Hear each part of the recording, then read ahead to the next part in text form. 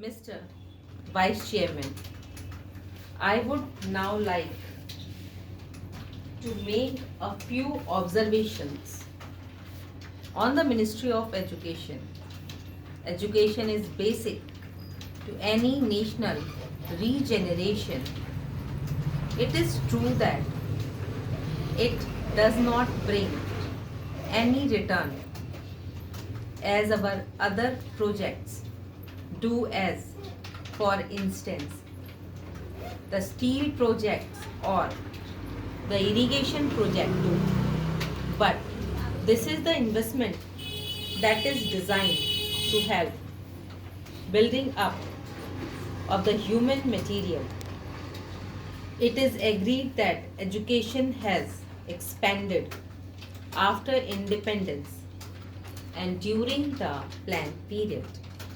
But it is matter for concern that the content of education has not been equal to our expectations. Even today, we are engaged in experimenting with all types of education, from the basic stage up to the university level. It is not clear. I presume that the basic pattern of education, of which so much was said and written, is accepted as a success even today. Where do we stand with regards to the basic pattern? It seems to be the position that all arguments are in favor of that type of education, but all proof is against the success of such a type of education. Where does the government stand with regards to this type of education? We sure by the basic type of education, it was discovered by the father of nation. But if it has been a failure, why should not the government say that that is the position? Then again take secondary education and also collegiate education. 3 years ago, it was said that all universities should have 3-year degree courses, and some universities which were reluctant to accept this reform were more or less compelled to do so, and they accepted it. Now certain universities find that this scheme is not working satisfactorily, and they feel that they should have a 2-year course in the college before a student could enter the degree course. I mention this to show that this internal tinkering with education should stop, and it should not go on like this. This uncertainty is not only with regards to the main objective of education, the main structure of education from the primary to the collegiate level, but also with regards to the course of studies, and also with regard to the language or medium of instructions. Mr. Chairman, up to the secondary stage, it has been accepted that the medium of instruction should be the regional language. The National Integration Council, however, stated if universities are to exchange professors, if they have to develop freely, then there should be the common medium of instructions namely English and Hindi. Now, at the latest National Integration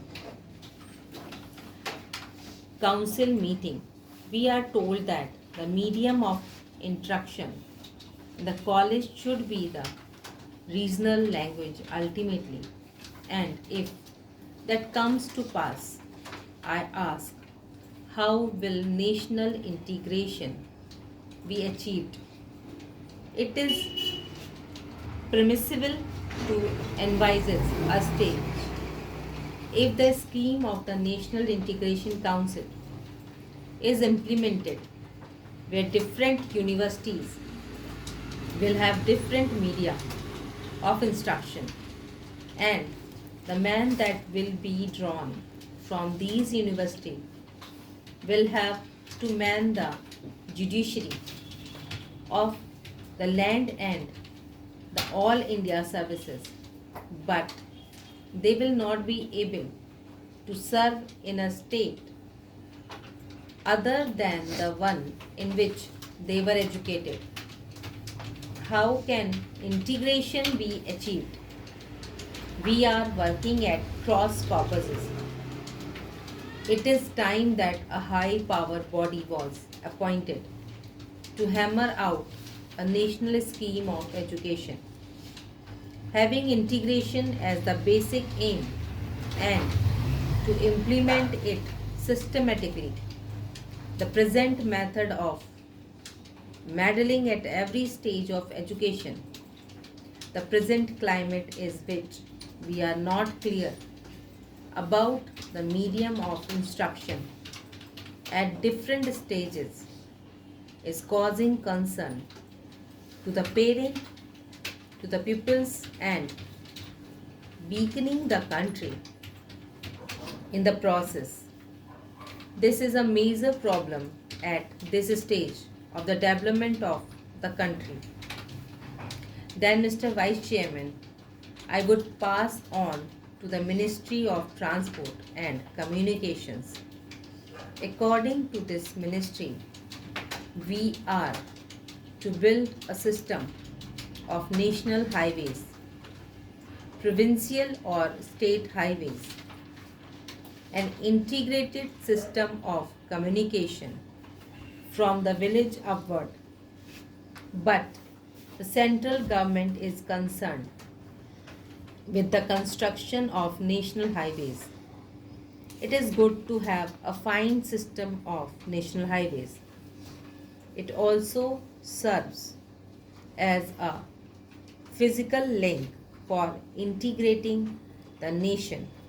It is good, but this planning of construction of national highways without regard to the development of the railways and the development of industries in the regions in which the highways are proposed to be constructed will be something beyond our means at the present moment. Assuming that we have a network of national highways, are they to be put to immediate use? Are they good investments?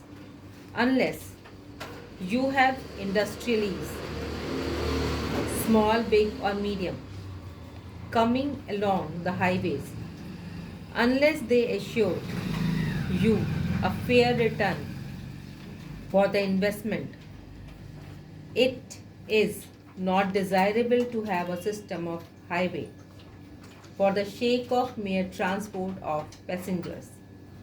In other words, we should have a scheme of priorities for the national highways so that we can be looked after.